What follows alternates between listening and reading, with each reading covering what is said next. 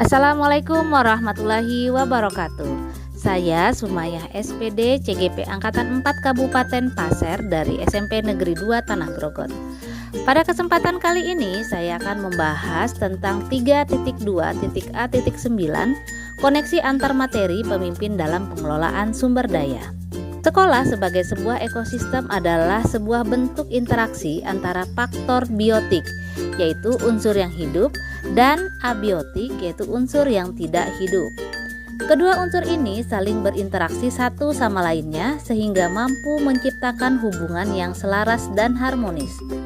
Dalam ekosistem sekolah, faktor-faktor biotik akan saling mempengaruhi dan membutuhkan keterlibatan aktif satu sama lainnya. Faktor-faktor biotik yang ada dalam ekosistem sekolah antara lain yang pertama adalah murid, 2 kepala sekolah, 3 guru, 4 staf atau tenaga kependidikan, 5 pengawas sekolah, 6 orang tua, 7 masyarakat sekitar sekolah. Sedangkan faktor-faktor abiotik yang ada dalam ekosistem sekolah antara lain keuangan, sarana dan prasarana. Selanjutnya, secara keseluruhan dari modul 3.2 yaitu menjadi seorang pemimpin yang menggerakkan seluruh komponen dalam ekosistem yang ada. Adapun 7 kelompok model aset. Yang pertama adalah model manusia, 2 model sosial, 3 model fisik, 4 model lingkungan, 5 model finansial, 6 model politik, dan 7 model budaya dan agama.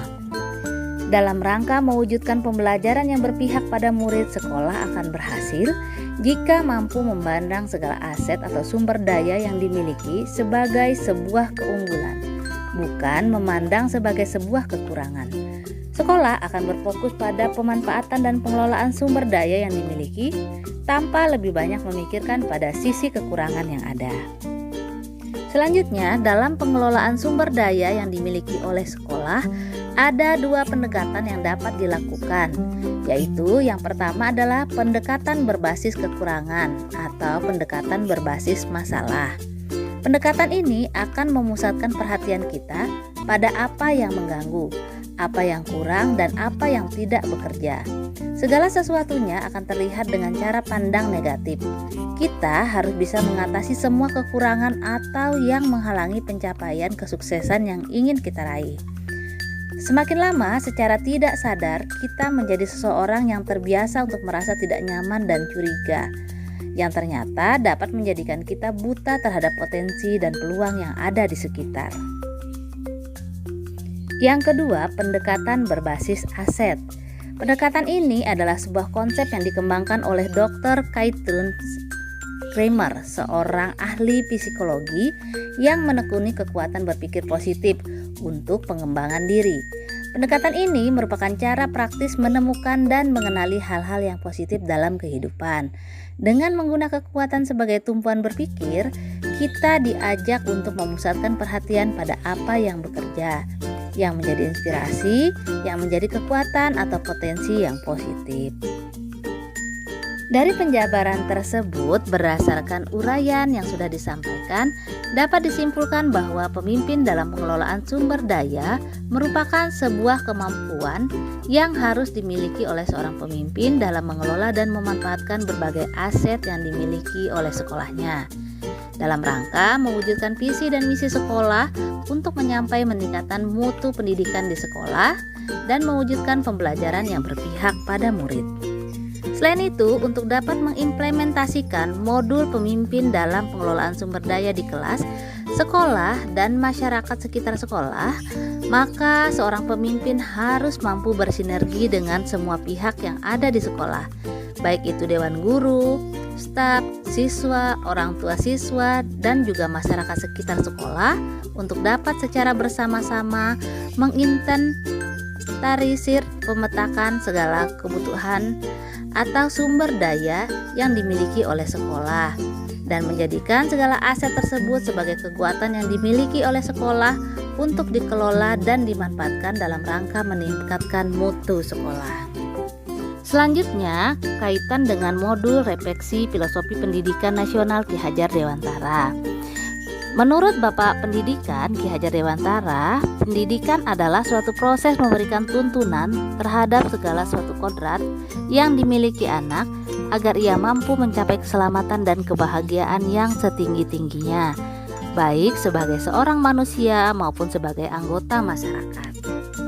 Jadi, seorang pemimpin harus mampu mengelola salah satu aset yang dimiliki sekolah, yaitu modal manusia yang terdiri dari guru dan murid.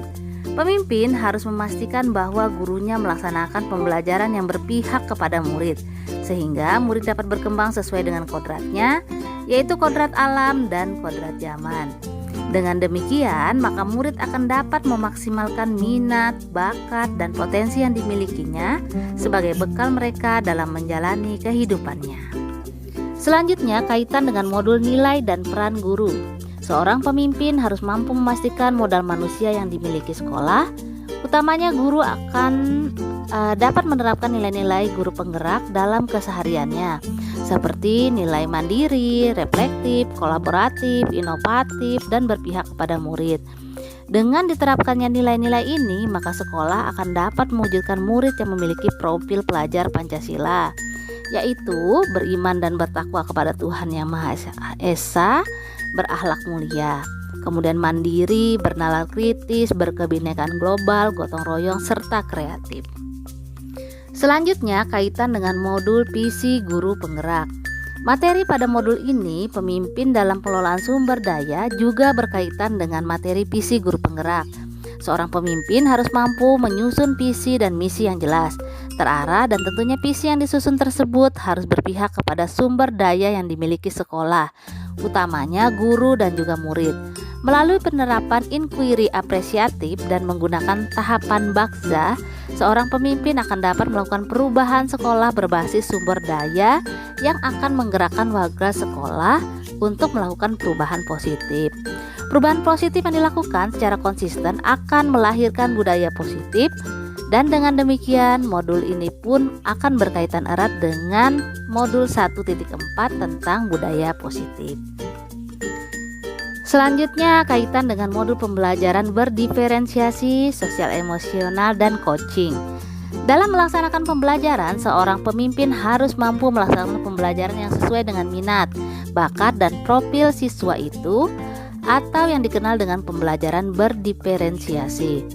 Untuk dapat melaksanakan pembelajaran berdiferensiasi ini, maka seorang pemimpin harus memiliki kemampuan untuk memetakan aset atau sumber daya yang dimiliki, utamanya aset manusia, yaitu siswanya, sehingga pembelajaran yang dilaksanakan akan bermakna bagi siswa.